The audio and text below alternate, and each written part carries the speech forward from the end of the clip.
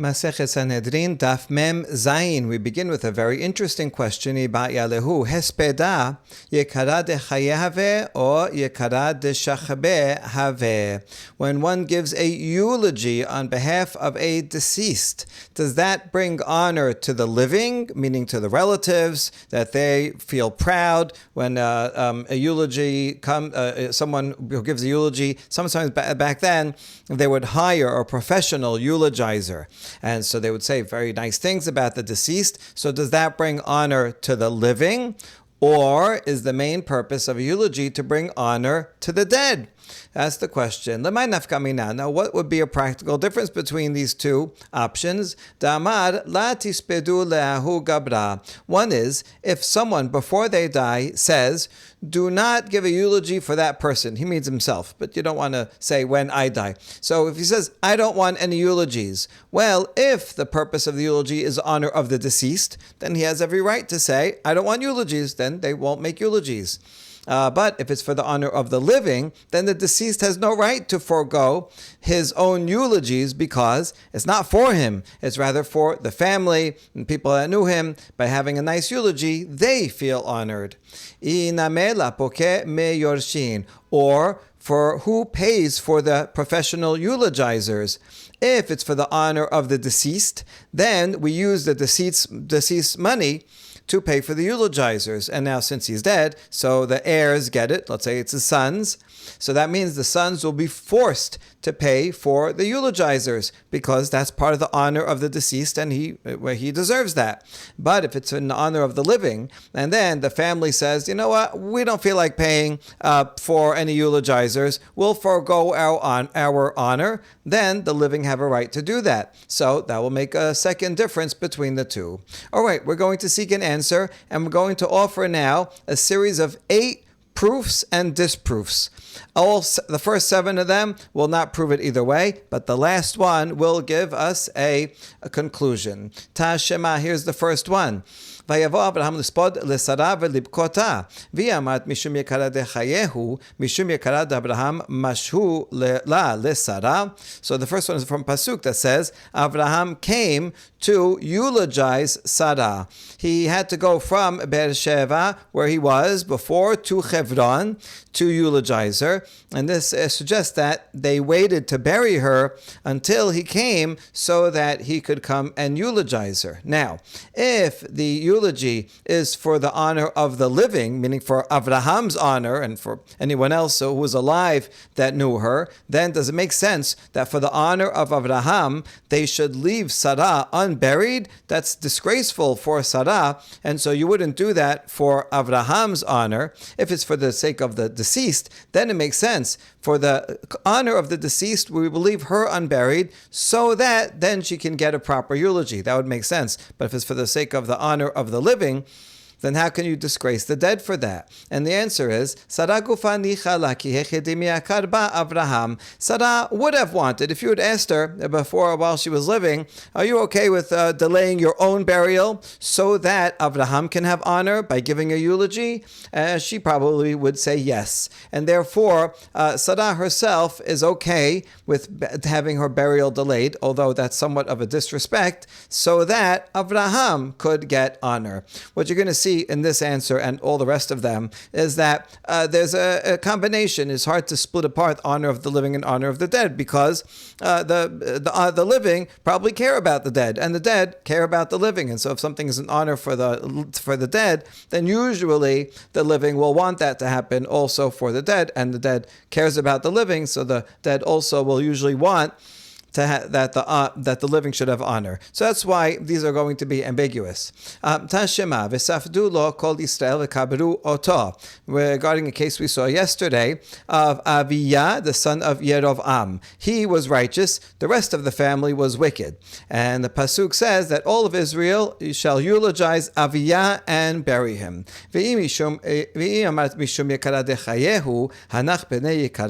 If eulogies are for the honor of the living, well, the living family of Aviyah were evil. So are they worthy of getting honor? Doesn't make sense. In other words, the prophet is saying that Aviyah is going to get an honor of being eulogized. That makes sense if it's for the honor of the deceased, but for the honor of the living, so it doesn't help Aviyah. And these living people are wicked and don't deserve honor.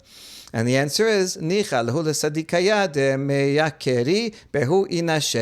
that righteous people are happy when that other people are honored through them. And so Aviyah would be happy, although the purpose of the eulogy is not to honor Aviyah would be happy if his relatives will get honor through him. So even though they are wicked and they don't deserve honor on their own merit, but we wanted to make Aviyah happy, knowing that after he dies, his relatives will have honor through him. So therefore, it can be understood either way. No proof. Tashema lo yisafedu v'lo yikaveru. Another pasuk that we quoted yesterday. Yirmiyah says about the wicked people from Anatot that they will not be eulogized and they will not be buried. Now, if it's because of if it's for the honor of the living, so then why should the wicked not be eulogized? Maybe the people that survive them are righteous people, and the righteous people are worthy of honor. So who is Yirmiyah cursing? If it's for the honor of the living, then it's the dead don't care whether they are eulogized or not. It's the living, and these would be righteous people that are going to miss out on the honor of being able to eulogize their loved ones.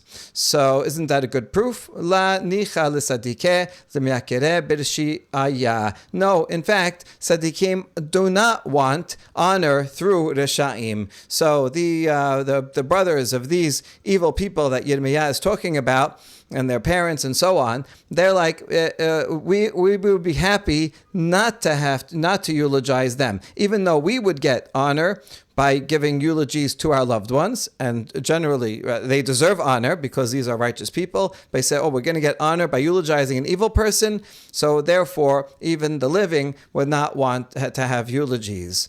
Okay, another proof. Tashema b'shalom tamut ובמשרפות אבותיך מלכים הראשונים אשר היו לפניך כן ישרפו לך והוי אדון יספדו לך. Yirmiyah tells Sidkiah, you will die in peace, and the burnings of your father, the former kings that were before you, so that they shall make a burning before you. The custom back then was when a king dies, they burn all of his stuff with him so that no one else should use it, and that's considered an honor for him. And people will come and eulogize you and say, Hoi Adon, oh great master. Okay, so you see that there's going to be eulogies for Sidkiah. Now, if eulogies are for the sake of the living, then why is Yirmiyah bothering to tell this to Sidkiah? What does Sidkiah care if there's going to be eulogies for him or not? He's going to be dead and buried anyway. So what kind of news is this to Sidkiah? Who cares? And the answer is, Hachi ka'amar le, liyakeru bich Yisrael, ki hechi de mit yakeri be'ahab hatach. What Yirmiyah was telling Sidkiah is, you should be happy that Israel will be honored through you. In other words, by them being able to give eulogies for you, they will be honored, and they will be honored just like they were through your ancestors in their funerals. And you can be part of a glorious chain of kings who got honor. The point is that when, let's say you have a big funeral procession for a head of state, for a king, well, it is honorable for the king, but and so that would make sense. But it brings honor to the whole state, to all of the citizens. They say, look how our king was given such great honor, and they could show off to the other nations. So it brings they themselves honor, and certainly the family. Look how a family member was given honor too. And so Yirmiyah is telling Sidkiah, all of Israel will be honored through you. So he will be happy about that. That's why he's telling him. Okay, another proof. Tashema nibzeh be'aynav nim'as. Zeh Chizkiyahu melech Yehuda shegerer asmot aviv al mita shel chavalim. V'ya mimishum yekara dechayehu mai ta'ama.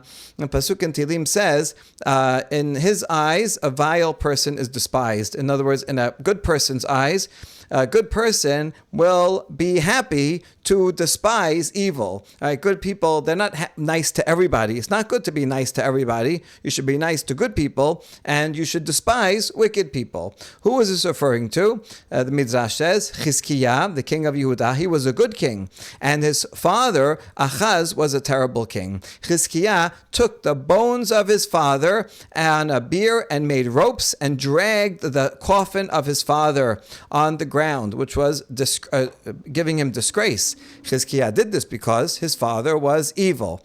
Now, just like you say, a eulogy brings honor to someone or another, so too the opposite, giving disgrace, who is it disgracing? So if we say that a eulogy is for the honor of the living, then who my ta'ama? What is the reason that he acted in this way?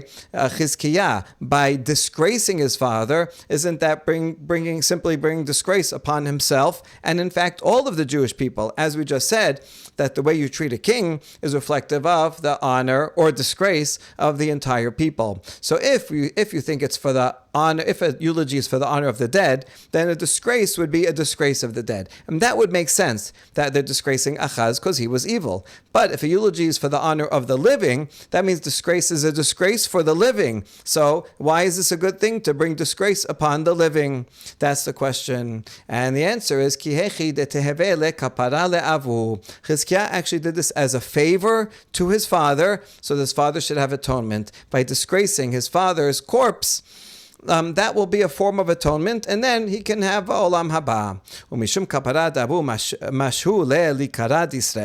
Now, does this make sense that for the atonement of his father, he would lower the honor of all of Israel? Because now they're not going to have a eulogy for their king. He was king after all, and so now they won't be able to have that honor of a eulogy. Instead, they're going to experience disgrace.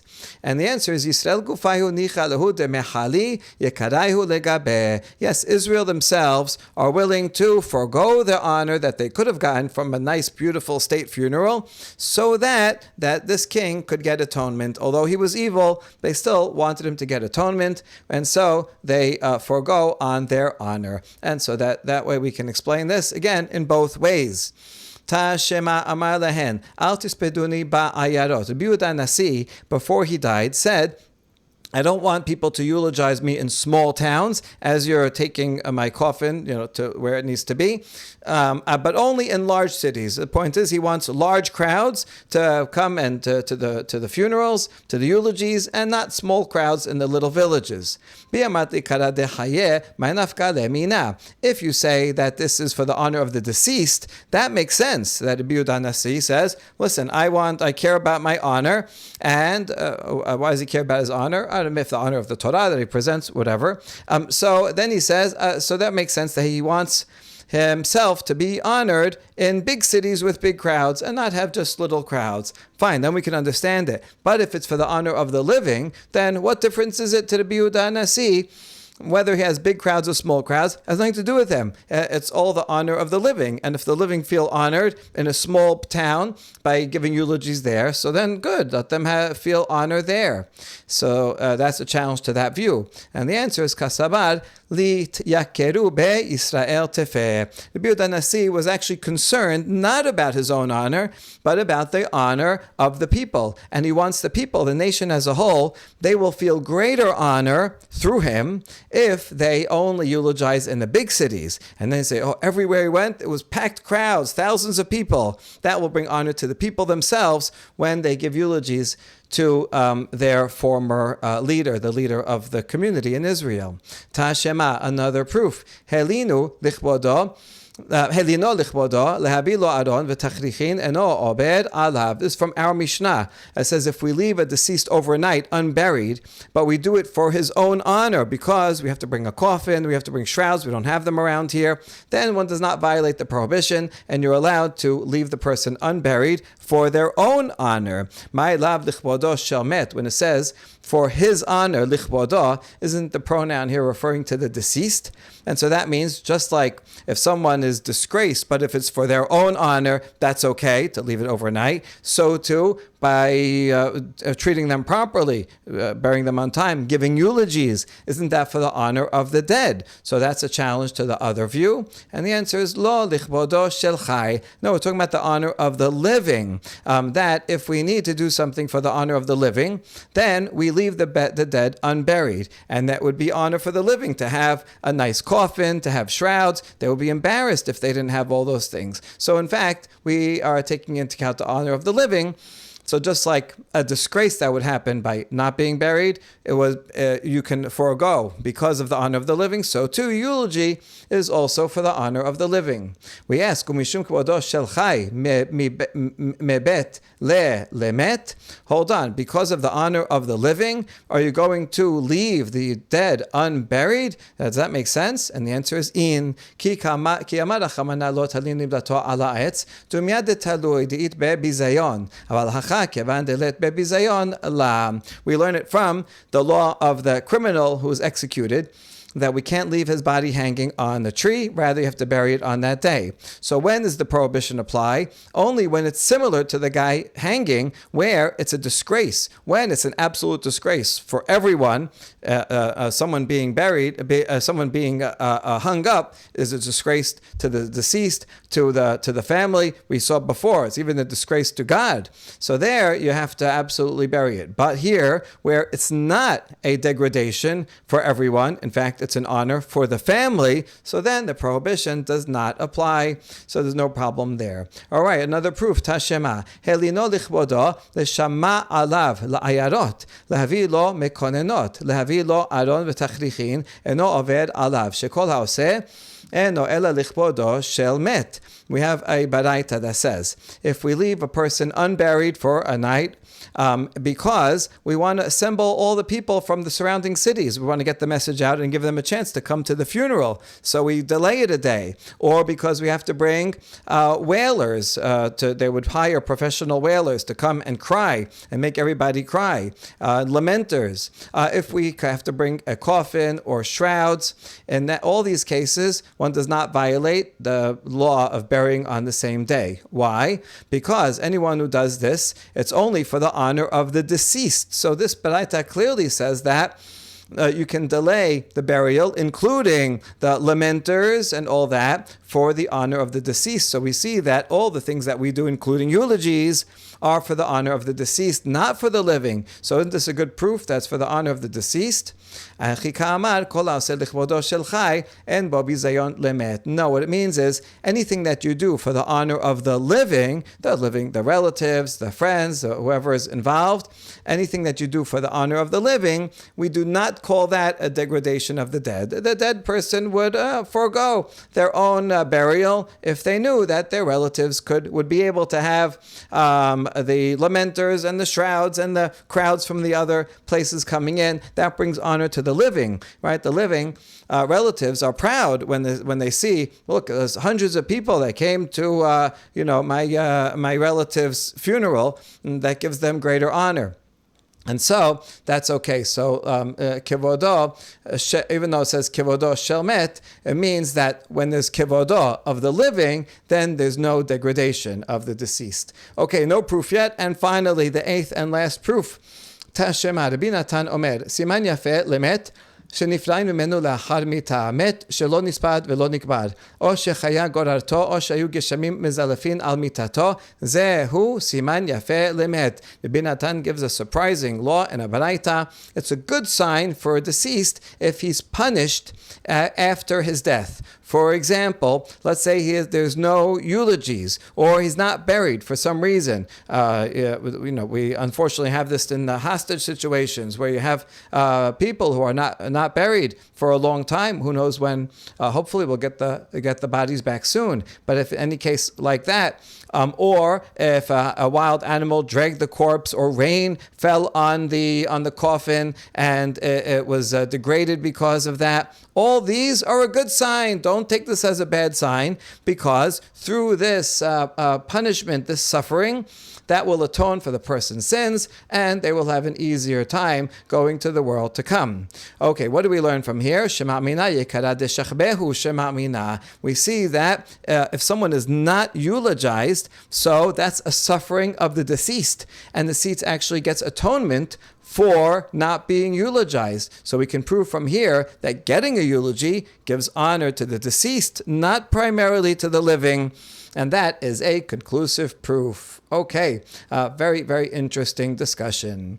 The Mishnah next teaches, Lo hayu kovrim. If someone is executed for capital punishment by a court, he was not buried in his ancestral plot, but rather there were two special graveyards for the worst two types of capital punishment and the easier two types of capital punishment. Afterwards, they would gather the bones, but at the beginning, they would put them in these separate cemeteries. V'kol kach lama. Why do we do this? Lefish en kobrin rasha esel sadik. Because we're not going to bury a wicked person near a righteous person. And so if you put him in the regular burial spot, so let's assume that his relatives, some of them were righteous, and now this evil person, he committed murder or whatever he committed, and so he does not deserve to be buried next to the righteous, as if they're on the same level. Al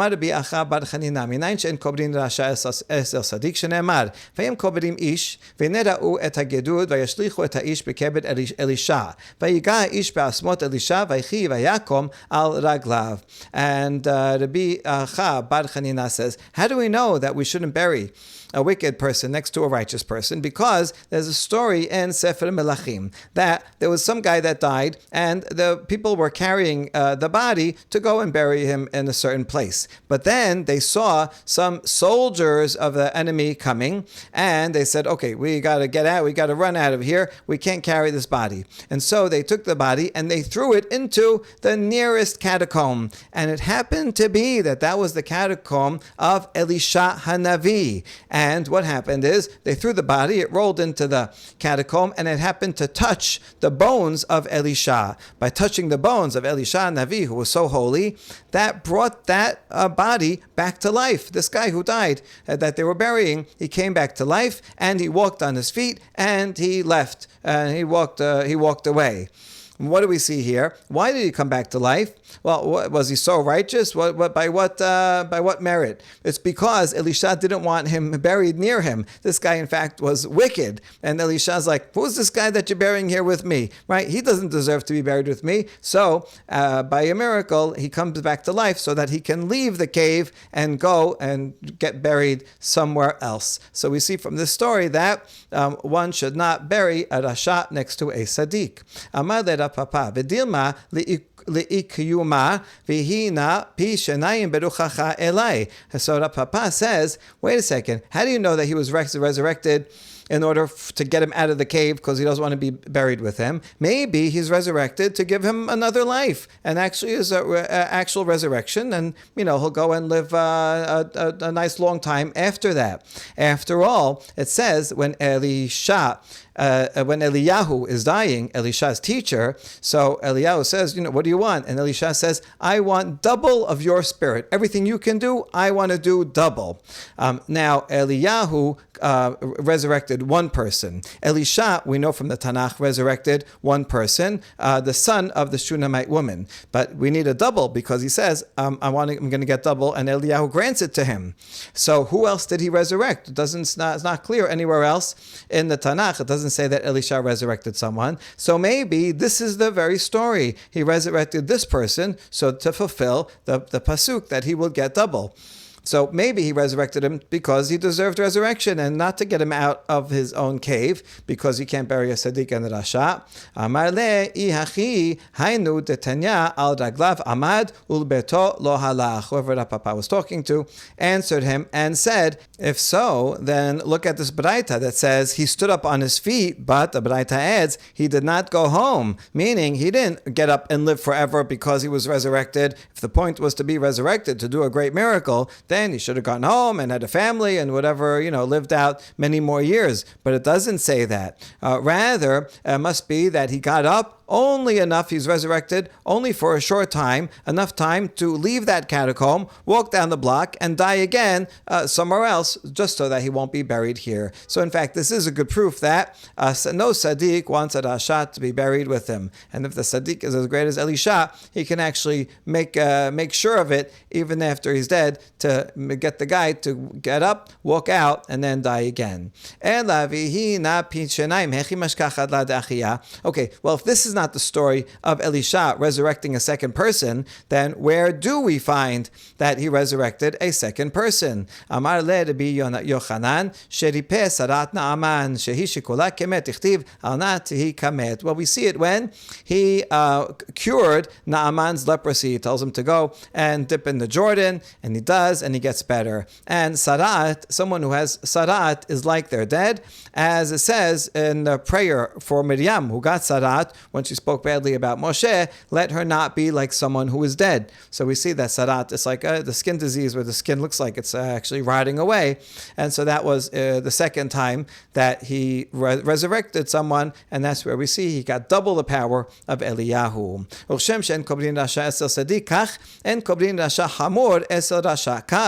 And just like we don't bury a wicked person next to a righteous person, we don't bury a very wicked person next to someone who's not so wicked. And so that's why someone who gets sikila and serefa, that's one category because they're very wicked. But someone who gets hedek and chenek is less wicked because those are lighter forms of capital punishment. So we can't put those two people together. That's why the Mishnah says there were two separate cemeteries. Now we ask, velitkun arba kevarot, why not make 4 sections in the cemetery, one for each type of capital punishment? Because after all, there's one is worse than the other, and you said you can't put different levels together. And the answer is we have a tradition, an oral tradition, that there's 2 graveyards. We're not going to make so many distinctions, a little bit better, a little bit worse, but rather we make 2 general distinctions between the really bad capital punishment and the not so bad capital punishment, and then other people who we assume are righteous and go into the regular burial ground. Amar Ula, Amar Rabbi Yochanan, Achal chele befrish korban, v'hishtamed v'chazar boho'il v'nidche yidache. Ula says in the name of Rabbi Yochanan, if someone by mistake ate forbidden fat, and so therefore he has to bring a korban hatat, and he separated an animal, says this will be my korban hatat. Before he actually brought the animal to the Bet HaMikdash to be sacrificed, he became an apostate. He went off the derech. And then later on, he made teshuvah. However, during that time when he was an apostate, that sacrifice was invalid because an apostate cannot bring a sacrifice. And therefore, once it became invalid, it is invalid even after he makes teshuvah. So that's the law. He should make sure to bring the korban before he becomes an apostate and then become an apostate. And he won't lose out on the animal or not become an apostate at all. But the point is, if at any time while that animal is consecrated, he became an apostate, then it's rejected. And once it's rejected, it's permanently rejected. That's the principle Rabbi Yochanan is teaching. We're going to see how this is relevant to our topic in a minute. Itemar nameh, Amar Rabbi Yirmiyah, Amar Rabbi Abahu, Amar Rabbi Yochanan. Another statement, also from Rabbi Yochanan, that's similar. Achal chele befrish korban v'nishtata v'chazav v'nishtapa ho'il v'nidche yidache. Someone by mistake ate chelib, and he separated korban for his korban hatat. And then he went insane. But then he got better. Since it was rejected, it is rejected. An insane person cannot dedicate an animal, and therefore it became rejected while he was insane. Even though he got better, since it was already rejected while he was insane, now it's rejected forever, and it cannot be used as his korban. Usiricha. Now, why do we need both of these teachings for Rabbi Yochanan? It's the same principle. If once something is rejected, it's rejected. So why do I have to teach this twice in the case of someone who went off the derech and in the case of someone who went insane? Diashminan kamaita mishum deihu dacha nafshe beyadayim aval hay dememela kadache ema ke yashen dameh. Because if you only had the first of someone who purposefully, knowingly rejects Judaism, becomes an apostate because he pushed it off willingly with his hands, meaning he knew what he was doing. That's why the korban is rejected forever. But the person who became insane, this just happened to him unknowingly. It's like someone who's asleep. Even when someone's asleep, they're not competent. They're not mentally competent, but then they wake up again. So it's the same as going to sleep, where it's just something that happens to him, not something that he had made an active choice. And so I might have thought that in the case of the insane person, when he gets better, since he never actively rejected anything, so he can bring a korban. That's why he has to teach me the second case, that it's rejected, even though he just became insane. He didn't do anything in order to bring that upon himself. If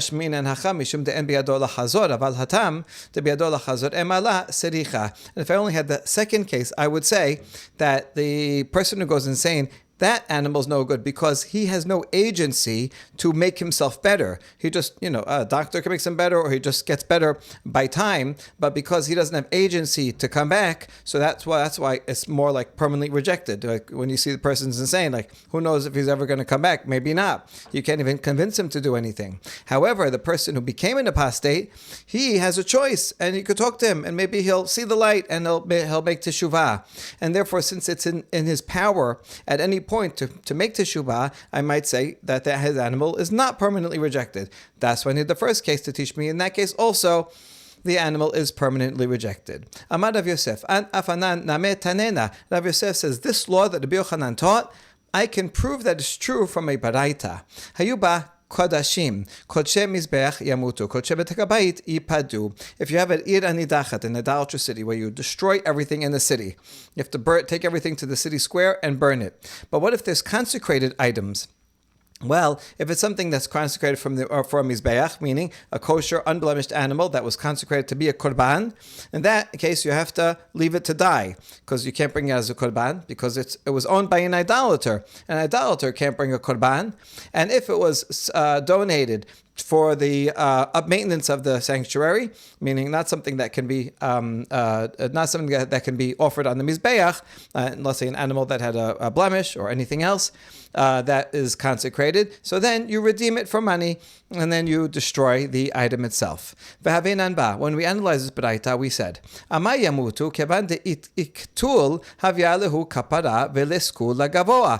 the animal that is sanctified for the altar, why do we have to let it die? Since the people in the city, the idolaters, were killed, they're killed by a sword. So that is atonement for them. And once they're killed and atoned for, now they are no longer idolaters. So we should be able to take their sanctified animals and bring them up to heaven and put them on the Mizbeach. So why don't we do that? Is it not because we have the principle that Rabbi Yochanan taught? Once something is rejected, it's rejected. Since these animals were owned by idolaters while the idolaters were alive and were sinners, and they were rejected at that point, we would not accept an animal that an idolater brought. So since they were rejected, therefore, even after they are killed by capital punishment and thereby get atonement, and so now they're no longer evil people. Nevertheless, once the animal is rejected, it is permanently rejected. So Rav Yosef is bringing a proof for Rabbi Yochanan through this baraita about Ir Anidachat, which is an example of capital punishment. That's why it's relevant to our topic here about as someone who gets capital punishment, do they get atonement, and when do they get atonement? So that's going to be the subject of the next few paragraphs. Amar le Abaye, mi sebarat met mitoch rish'o havya le kapara, met mitoch rish'o la havya kapara. Abaye said, your proof is assuming that someone who dies in wickedness, that death is atonement, but that's not true. Someone who dies while he's wicked does not get atonement. De Taneh Rav Shemaya, yachol afilu pershu avotav midarche sibur yitama. And I know this from a braita that Rav Shemaya taught. This is regarding a kohen. A kohen is not allowed to become tameh to most people. Lo yitama ba'al be'amav. Only if it's a close relative. Otherwise, he is not allowed to become tameh lamet in order to bury someone. Now, what if what if it's his father? Okay, if it's his father, he's one of the close 6, 7 close relatives, so he can become tameh for his father. Now, what if his father went off the derech and was an evil person? Can the kohen become tameh for his father in that case? That's why the pasuk says, "Be'amav lo yitameh ba'al be'amav." Only someone in the nation, someone who acts in the way of the nation, who's following the national laws, who's following the halacha. If a relative of a kohen is following the right way, then the kohen can become tameh for those 7 relatives. However, if any of those 7 relatives are wicked and die, obviously they're dying, they're dead, because we're talking about whether he can bury them, then he cannot become tameh for them. What do we see from here? As someone who was wicked and dies does not get atonement, because if they did get atonement, then even if they were very wicked their whole life, it doesn't matter. Now they died, and death brings atonement, right? So now the kohen relative should be able to become tameh, but the Braita does not say that. It says even after they died, they're still called wicked. So Abaye is questioning the assumption of Rav Yosef that someone who dies when they are wicked gets atonement through death. Amar le Rava, mika medamet neherag mitoch risho lemet mitoch risho, met mitoch risho kevan dechi orche kamayit להביא לכפרה, נהרג מתוך רשעו, כיוון דלאו כי אורחי mayit, הביא לכפרה. So Rava brings an important distinction. Are you comparing someone who is killed by a court when he's wicked to someone who dies a natural death? While he is wicked, someone who dies a natural death, a wicked person that just happens to die from natural causes, because that's his natural death.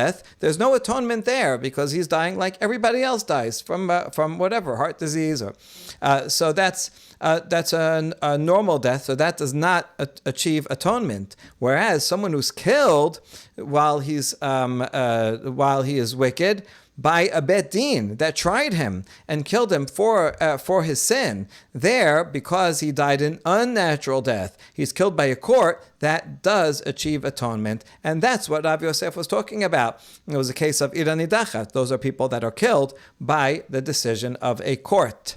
Teda. And we're going to try to bring a proof for this distinction that Rava said. Tichtiv, Mizmor le'asaf Elohim ba'u goyim benachalatecha, timmeotecha al kodshecha, natnu tiblat abadecha ma'achal le'of hashamayim, besad chasidecha le'chayto aris. From the Mizmor in Tehillim, this is God. Nations are come into your inheritance. They have defiled your holy temple. They have laid Jerusalem in heaps, the dead bodies of your servants. Remember, servants.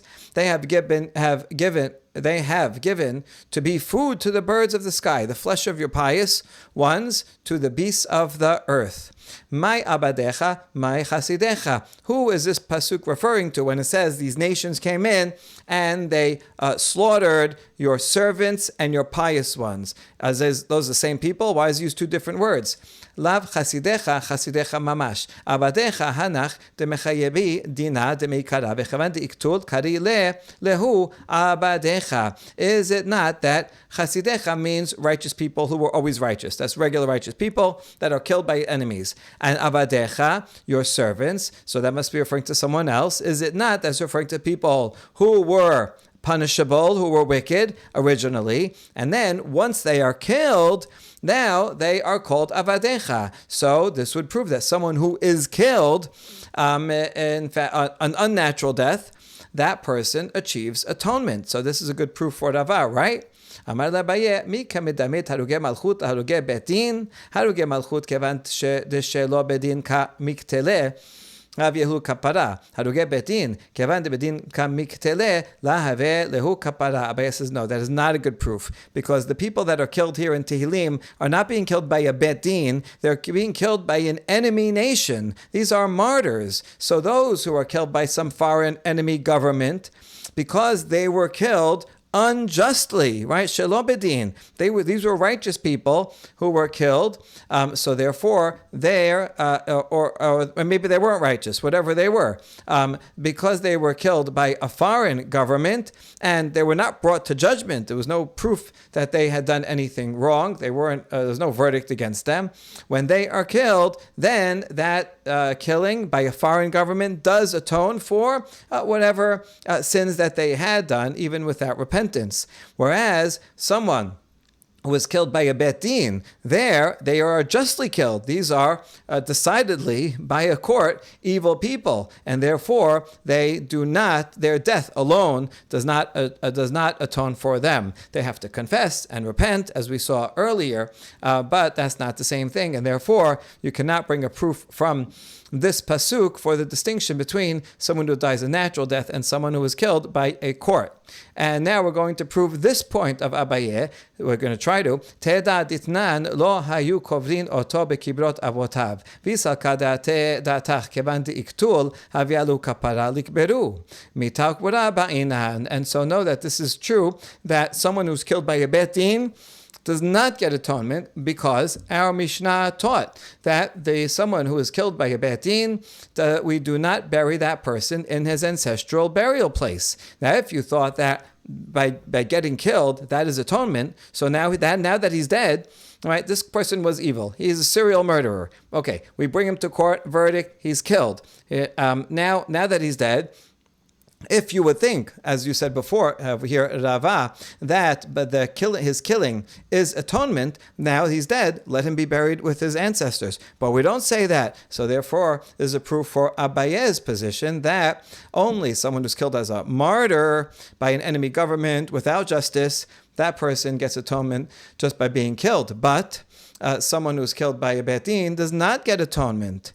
Isn't that a proof for Abaye? We say, no, not necessarily. Maybe you need death and burial. The death by itself does not atone. It's the death and the burial. It's interesting. The burial is not just for an honor, but after being buried, and we'll see about the body decomposing is part of the process. Anyway, so right now, the death and the burial, once those two things happen, then one achieves atonement.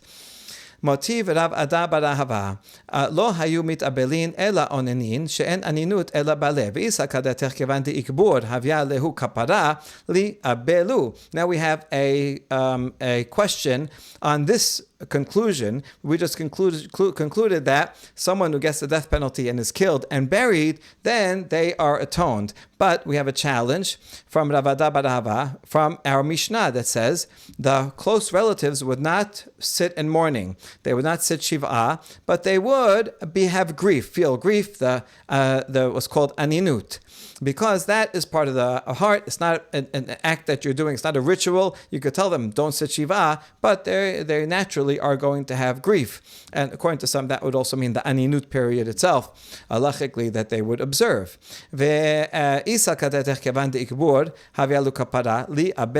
If you think that after someone dies and is killed by the bet din and is buried, then they have atonement. So now they're atoned for. Now they're tzaddikim. So they should be able to sit shiv'ah, because shiv'ah only starts after the burial. So why can't the relatives sit shiv'ah? And the answer is ba'ina name ikul basar. In order for atonement to be achieved, you need not only death and burial, but also the beginning of the decomposition of the body. That pain, not physical pain, but the spiritual pain of the soul upon the body decomposing, that is what achieves atonement. Our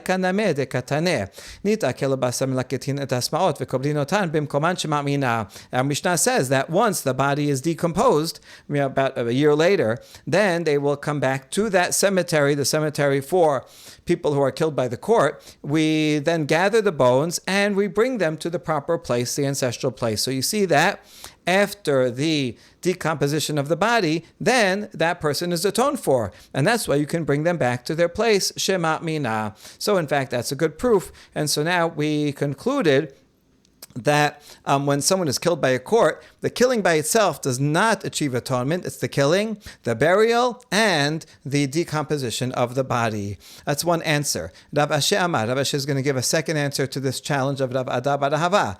Avelut me'ematai kamat chaylet mesitimat hagolel. When do you start avelut? From when you seal up the grave. Golel is a rolling stone. Here's a sample of one, and so they used to bury in a cave like this. So it technically is underground because it is under the ground, even though it's accessible. And now they want to put something big in front of it because you don't want animals to go in or grave robbers. And so you'd put this stone, this large stone that you rolled in front, and that would be relatively easy for a human to roll, but an animal wouldn't be able to figure out how to roll it. So it would keep the grave safe. Once this is closed up, then avelut starts. And the equivalent nowadays would be after the body is put inside and a layer of soil is placed on top of the coffin. That's when avelut officially starts. So that we know.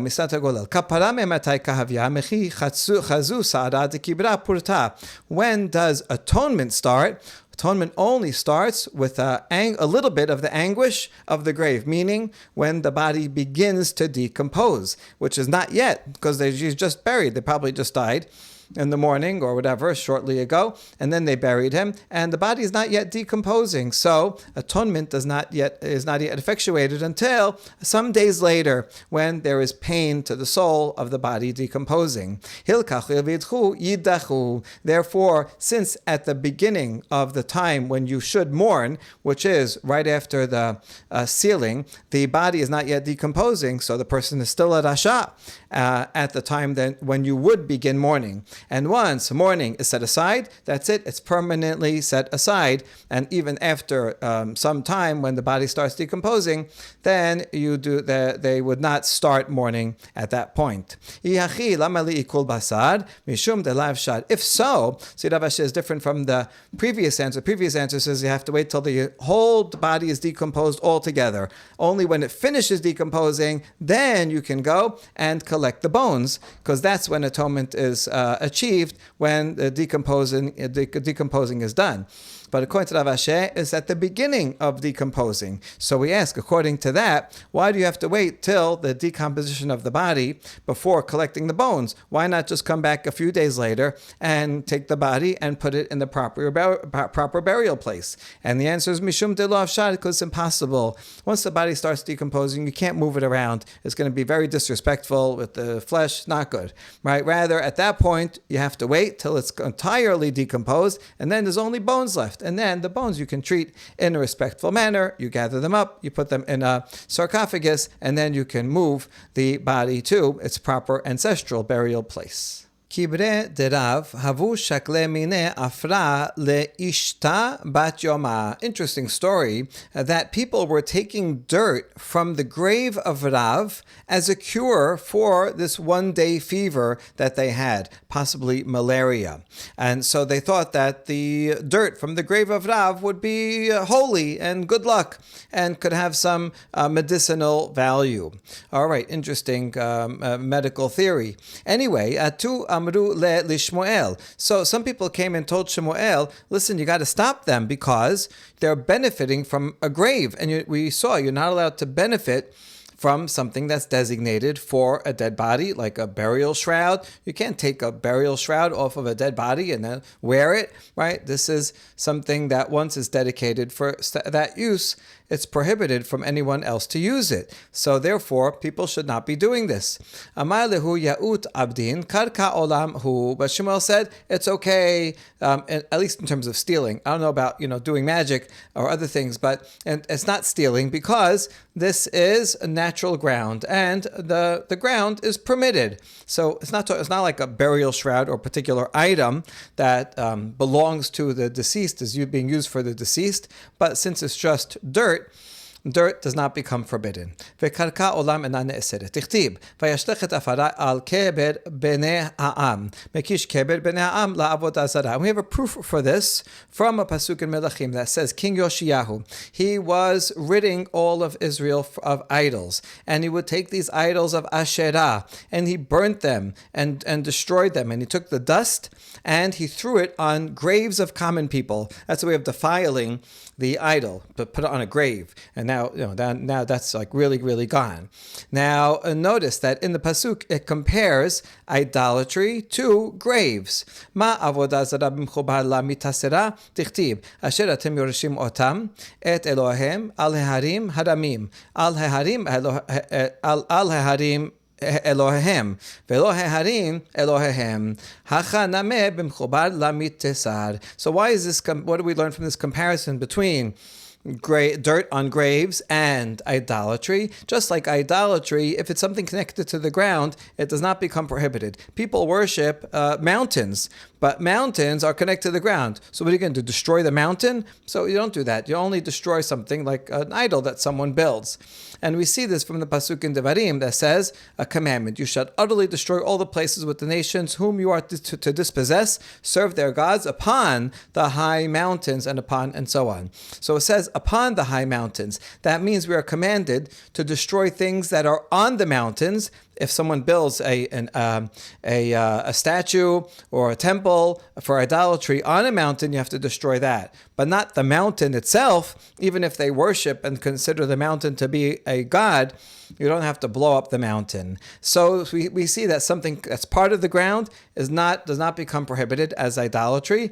And so too here, anything that is connected part of the ground is not forbidden. So even though this dirt is being used as part of the grave, it's covering the body, but it's dirt, it's connected to the ground. And so you can't say that this is serving the deceased, it's just dirt, and if someone wants to come and take it, they are allowed to. That is the principle that Shemuel was relying on to permit these people. Now we're going to challenge Shemuel's rule. There's a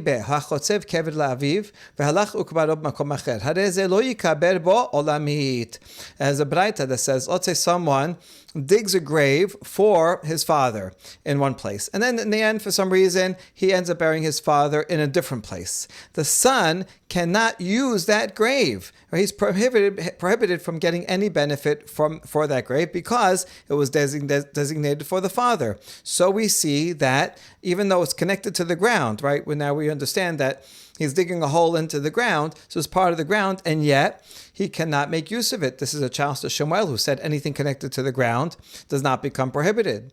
And the answer is, we're talking about a cave above ground. And when it says he's digging it, he's digging these rocks out of the ground, and then he's building the rocks on top. So once the rock is separated, when it's hewn from out of the ground or out of a quarry, and then is carried off. So now it's not part of the ground. So things that are built on top of the ground can become prohibited because they were designated as a grave. Tashema, keber chadash mutar behana'a, hitil bo nefel asur behana'a. So we have a braita that teaches a fresh grave. Let's say a grave that is dug for no one in particular, but someone that dies can come and use this grave. Now, once a body is placed into it, even if it's a stillborn, a non-viable newborn that's put into it, where that baby is maybe was never alive, and so you might think it doesn't really need a grave, so it's not really called a grave yet. No, even so, once there's a body in it of any, even of a baby, even of a stillborn, it's prohibited, or it's not stillborn really, a non-viable newborn. It was born, but then died in a short time. So that becomes prohibited, behana'ah. So we see that this is a grave underground, and even though it's underground, an underground grave, you cannot get any benefit from it. So isn't this a proof proof that something that's connected to the ground can be forbidden? And the answer is no. We're talking about a grave that's constructed above ground, and then a person or even a baby is placed into it, and then it becomes prohibited because it's not part of the ground, it's above ground. Tashema, nimsa ata omer shalosh kebarot hen, keber hanimsa, keber hayadua, keber hamaziket harabim. Now we have a long baraita. That's going to be another question against Shemuel. This baraita lists 3 types of graves. One called keber hanimsa, a found grave. That is when someone steals a grave. Basically, they take the loved one and they go onto someone else's private property without permission and dig a grave. So this is a grave that is without permission of the property owner. We'll see what the law is. Kever hayadua is something that's known. That means with permission. It was placed in a certain spot with the permission of the owner. The third type is a grave that's placed in the middle of the public domain, and it's causing a problem because now we have a grave. People walking by it, over it, will become tameh, and it's causing a hazard. So what are the laws? Keber hanimsa mutar lefanoto, pinahu mekom tahor. If someone comes and just buries someone in someone else's property without permission, the owner of the property is allowed to remove the body. And if he does remove the body and move it somewhere else, the place on his property where it was before is tahor. In other cases, we're going to see that even if you remove the body, that place remains tameh, because we don't want people to remove the body, and maybe there's some piece left behind or whatever. So here, no, he wasn't supposed to be there in the first place, so it's never called a grave, and so you can move it out, and it's tahor, and you can use that space. You can put something else there. You can put your swing set there, anything you want, and you're allowed to use that area. So that's category number 1. If it was someone was buried in a certain place with permission of the owner, meaning it was known, then you're not allowed to move that body. And if you do move it, the place remains designated as a grave and still is tameh, and you're not allowed to get any benefit from it. So here's going to be the question from this, that you're not allowed to get benefit from a place that is connected to the ground. Kever hamaziket harabim mutar lefanoto pinam mekomot tahor v'asur b'hana'ah. If there's a grave in the public domain that's causing people an inconvenience because it's going to make you tameh as you walk by, that you're allowed to move out of the way. And if you move it, the place is tahor. So that way, people walking by will be okay and not become tameh. Although, because it was placed there, it's not private property, public property, so it does still have some designation, and one is not allowed to derive benefit from it. So here we have a question. You can't derive benefit from dirt on the ground because one time there was a grave there. That means dirt connected to the ground can become tameh, challenged against Shemuel. And the answer is hachanameh bekever benyan. No, here also we're talking about a grave above ground. If indeed it was below ground, then dirt never becomes prohibited. But if it's above ground, then it can become prohibited. Now we just ask about one of the clauses, that a found grave, is that true that you're allowed to move it? If someone buries a body in your property without your permission, you're simply allowed to move it. Dilma met mitzvahu, umet mitzvah kana mekomo. Maybe it's met mitzvah, someone who found a body that there's a mitzvah to bury it wherever it is. And if it happens to be that it was found on someone's private property, it's mitzvah to bury it there. Because we have a principle that a deceased body that no one buried acquires its place, so it has a right to be buried in that place, even though you didn't get permission from the owner. And that would mean that in a case of met mitzvah, the owner cannot move it. So just because there's a grave on his private property, how come he can own it? It's true, if it's a known body that some relative or friend buried along the way and just buried it in someone's property without permission, that could, yes, then the owner can say, get out of here, you can't bury it here, and move it. But a met mitzvah, he can't. So how do we know it's not a met mitzvah?